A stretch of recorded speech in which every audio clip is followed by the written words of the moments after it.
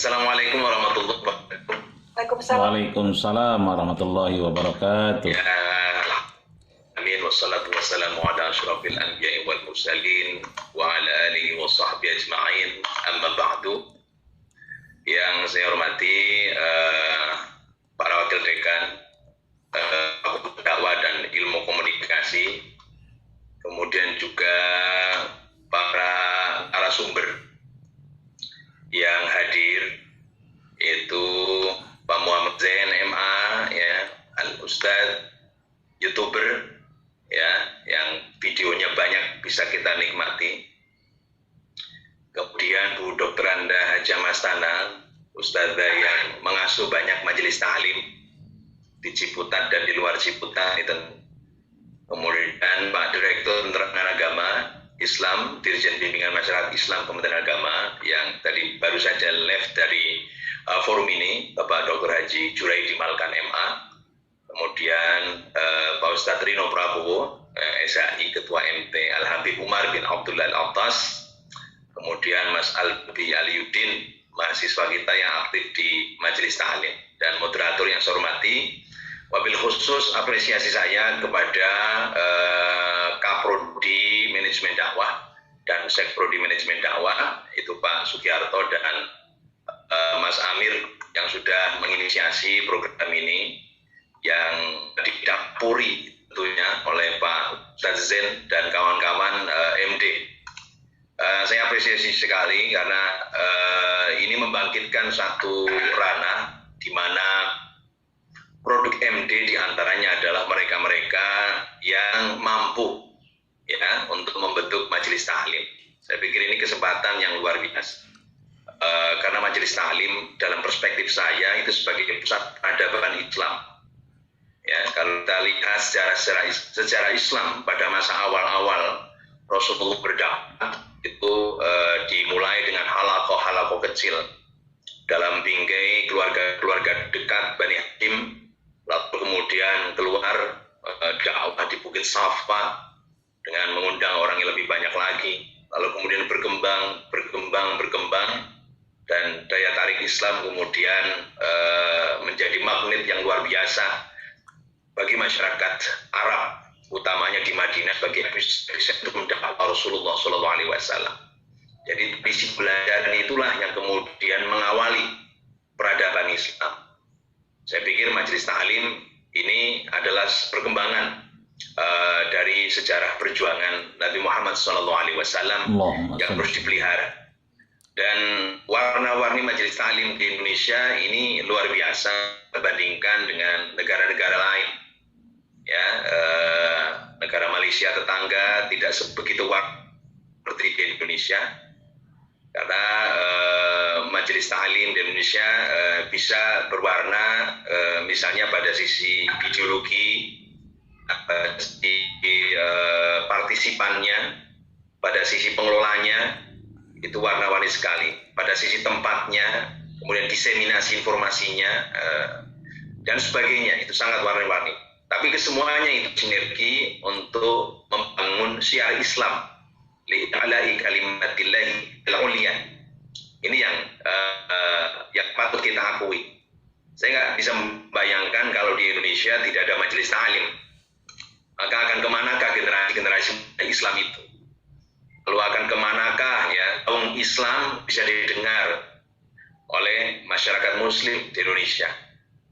Dan ada pergeseran, ya, ketika majelis ta'lim itu kemudian mungkin bertransformasi menjadi majelis taqaddum, majelis thaqafah, majelis hadarah, majelis tatwir, dan sebagainya. Bertransformasi menjadi tidak sekedar majelis pembelajaran, tetapi majelis pemberdayaan, ya, majelis peradaban, majelis intelektual, ya, majelis yang transformatif, membawa umat pada pencerahan yang tidak sekedar pada ranah kognisi, afeksi, dan psikomotorik, tetapi perwujudannya dirasakan begitu luas. Di sini kemudian kita bisa melihat upaya majelis ta'lim untuk membangun insan kamil, manusia utuh yang terpenuhi pada sisi fisik maupun sisi psikologis, sisi spiritual, mental maupun sisi fisikal. Oleh karena itu kemudian peran-peran majelis taklim bisa bermain pada arena kekinian, saya pikir.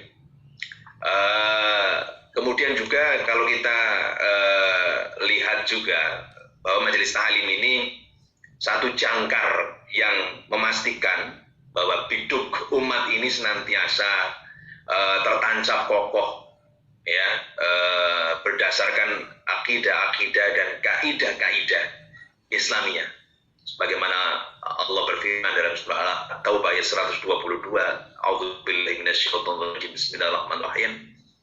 Kan mu'minuna liyaghfiru kafah walau lanafara min kulli firqatin minhum ta'ifatun liyatafaqahu fid din wa liyunzir qaumahum idza raja'u ilaihim la'allahum yaghfirun. Ayat ini menegaskan bahwasanya tidak sepatutnya bagi orang beriman itu pergi semuanya dalam konteks ini ke medan perang, tapi pada konteks kekinian sibuk dalam keduniaan. Mengapa tidak? Kemudian dari golongan-golongan itu ada di antara orang-orang yang memperdalam pengetahuan tentang agama dan untuk memberi peringatan kepada kaumnya apabila mereka telah kembali kepadanya, supaya mereka itu dapat menjaga diri. Saya pikir ini fungsi utama majelis taklim, bahwasanya umat Islam itu senantiasa diperkokoh pada aspek-aspek akidah keislamannya.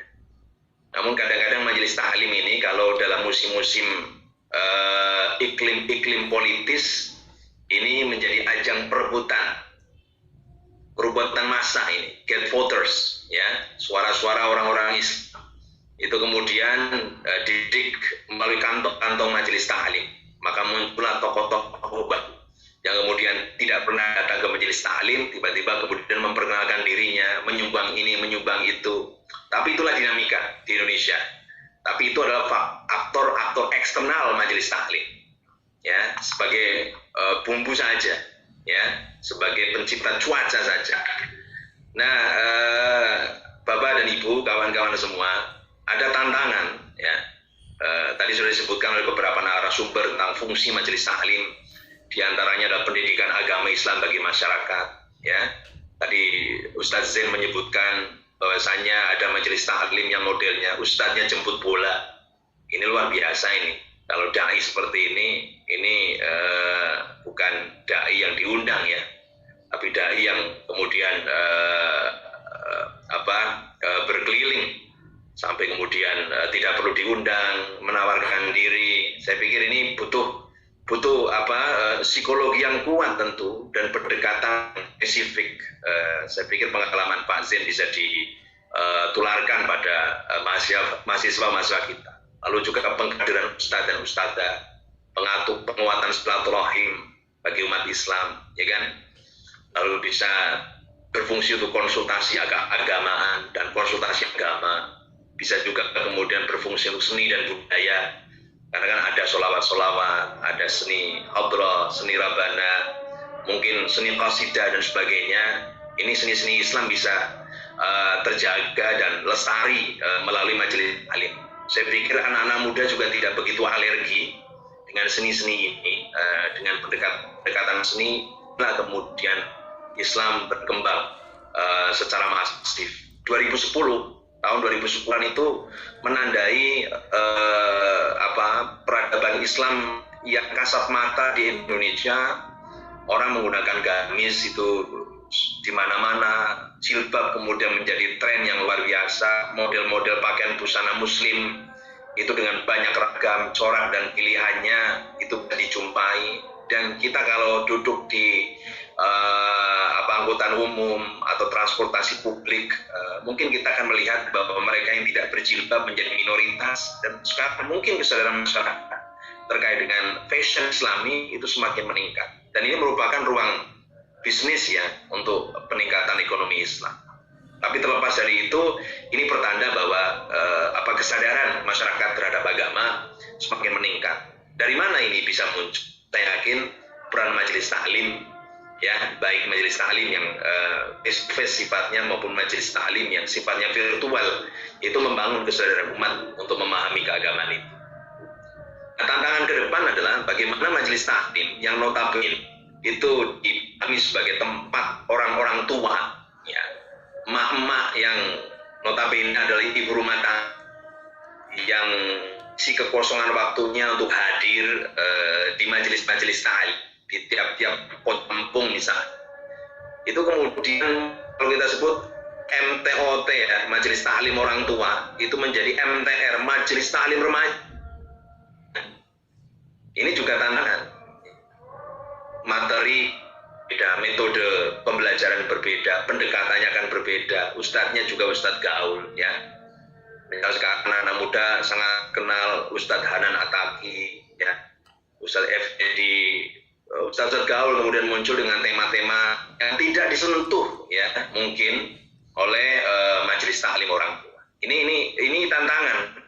Bagaimana kemudian anak-anak muda milenial bisa mencintai majelis taklim. Terus terang ini ada satu pergeseran di kalangan mahasiswa UIN, ya. Kalau dulu masuk itu notabene alumni madrasah, santri, pesantren, sekarang banyak mahasiswa juga tantangan.